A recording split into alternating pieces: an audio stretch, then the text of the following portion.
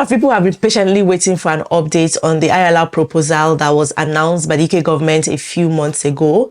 And now something just came up I would like to share with you all in today's video. So stay tuned. Let's find out exactly what this is. My name is Tochi. You're welcome to my channel. Please like this video, give it a thumbs up as you're watching so YouTube can recommend it to more people, and kindly share it to everyone that needs to watch this as well. To all my returning subscribers, you guys are amazing.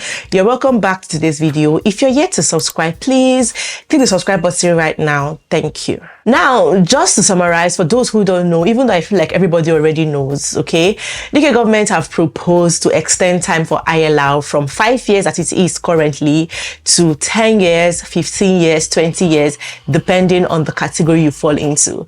Basically 10 years for people on skilled worker visas, 15 years for those on care worker visas, and then 20 years for some other category. It just depends on the category that you fall into.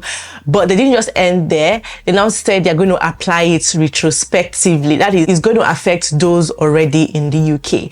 And ever since they made that announcement, there've been a lot of reactions, mixed feelings, uproars, you know. People reacted. Migrants are not having it, right? Because how can you promise somebody to come into the UK on a 5 years route, and while the person is already here, you're just changing the goalposts, shifting the goalposts and making the person stay longer before getting ILR? You know, people are saying it's a breach of promise and everything. You know, a lot of migrants signed petitions, which the MPs had to debate. Consultation came up. In fact, there's been series and lineup of events following all of this, right? That is from when it was announced up until February, when the consultation that the government opened closed, until now that we're still waiting for the government to, you know, announce whatever the outcome is, because they've said that we're going to get the result, we're going to hear from them by autumn of this year. Okay, at least that's what the Home Secretary said. While the government is still, you know, making their final plans and leaving us in the dark, while we're still waiting for them, people are still protesting. People are still not having it. Like, people are still not living it like that. They're still talking about it, protesting, still pleading with the government, trying to make them see reasons why this will affect care workers, why they don't need to do this to care workers. Because, I mean, why even say, okay, everybody get 10 years, but care workers will now wait for 15 years?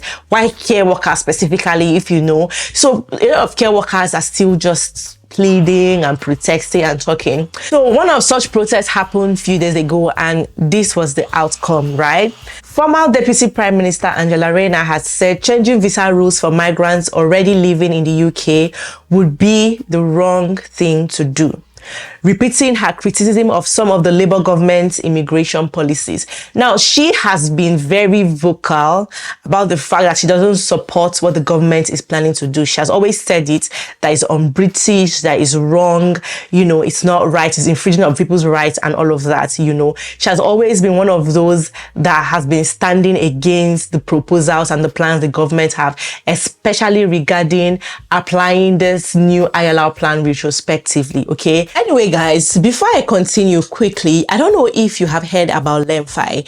Have you downloaded the app? Are you using it to send money to your loved ones back in Africa?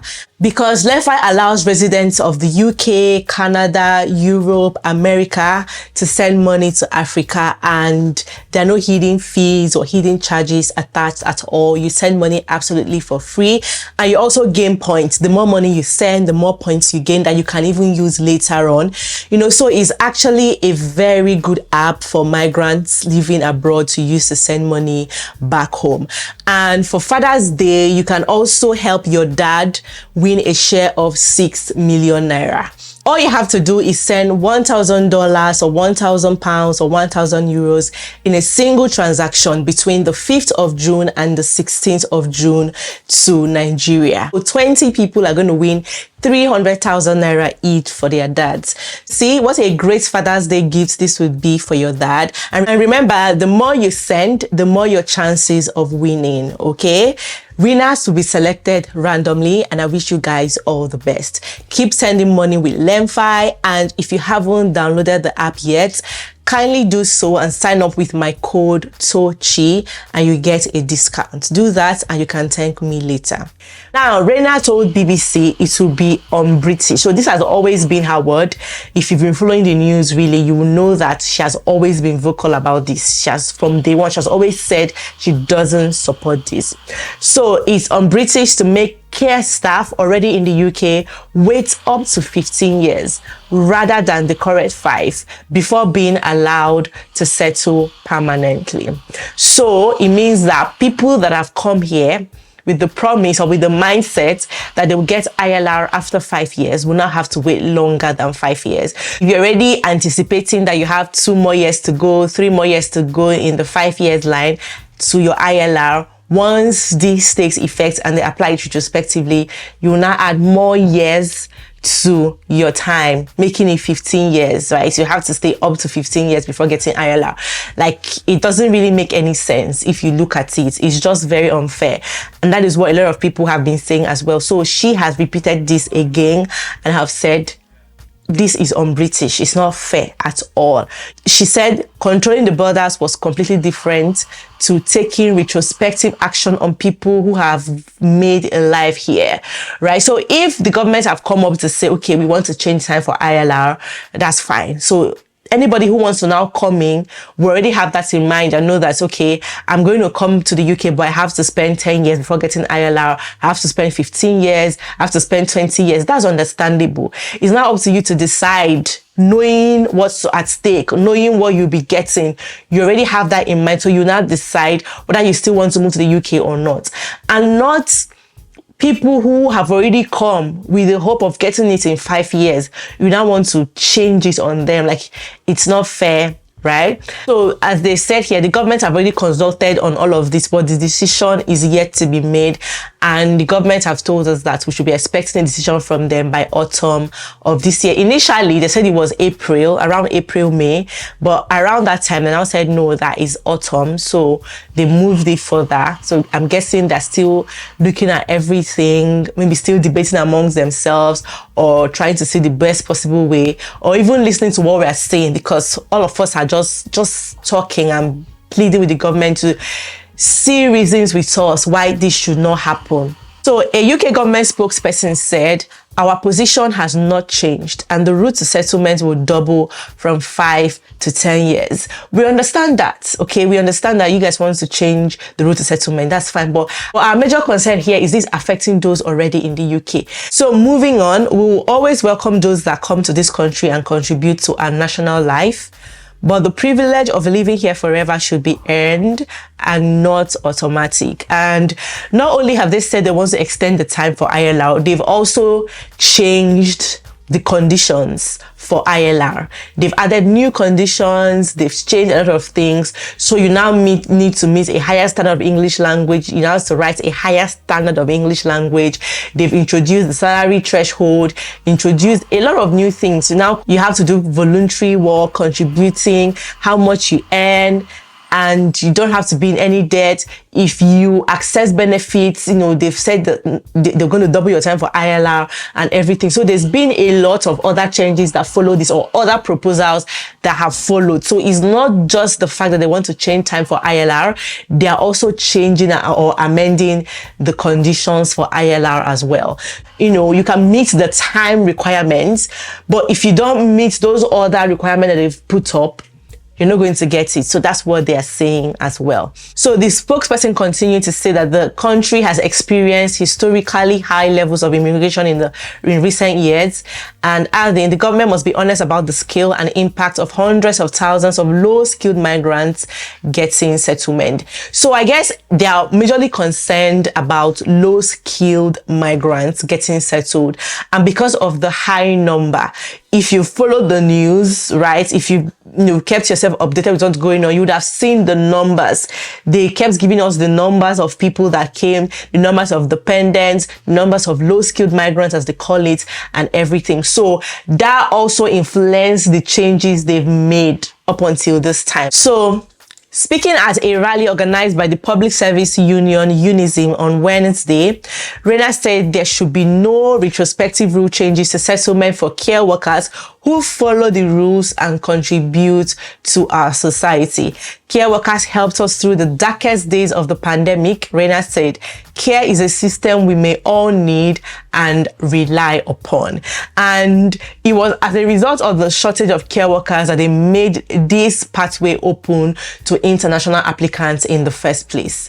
You guys, of course, I'm sure everybody knows that story, that history of how this happened, how it was added to the shortage occupation list at the time, and lower salary threshold, visa application fees for people to be able to apply because the UK was in need of care workers, right? So people came in legally, applied for visas, right? Applied for jobs, applied for visas, met salary requirements, visa conditions, everything. You guys know how the UK operates point-based system. They have different points you have to meet. So for you to come to work in the first place, you have to meet all those points, all those requirements. If not, you're not going to come. And everybody in the country legally met all these visa conditions before applying for visas and before the visa was granted. And then these visa categories also allowed dependents. So it's nobody's fault at all, right? It was the country that said coming, and this is what you have to do before you can come in. And people that met their conditions came in. And now this is what we're all getting. So I, for one, won't rest until all those who give and receive care do so with the dignity and respect they deserve. God bless you, ma'am. Upon this proposal, this is what the government proposed, that people who arrived on health and social care visas would face a 15-year wait, while those who relied on benefits for more than 12 months would have to wait 20 years. So the thing is, like we've already established, that even if you meet this 15 years wait, and you still fail to meet the other conditions that have been stipulated, you still have to wait longer. If you access benefits when you're not supposed to, you wait longer. So not everybody will even get ILR after 15 years. It just depends on whether you meet the conditions or not. If you're falling short, if you're found wanting anyway, your dependents will now be treated separately from you and everything. So it's a lot of, it's a big change that they are introducing. Honestly, the change is very, very massive.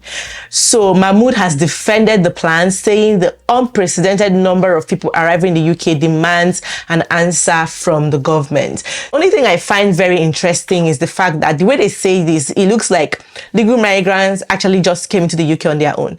But legal migrants especially came in following due process, observing all protocols duly observed, getting the visa from the same home office, the same government.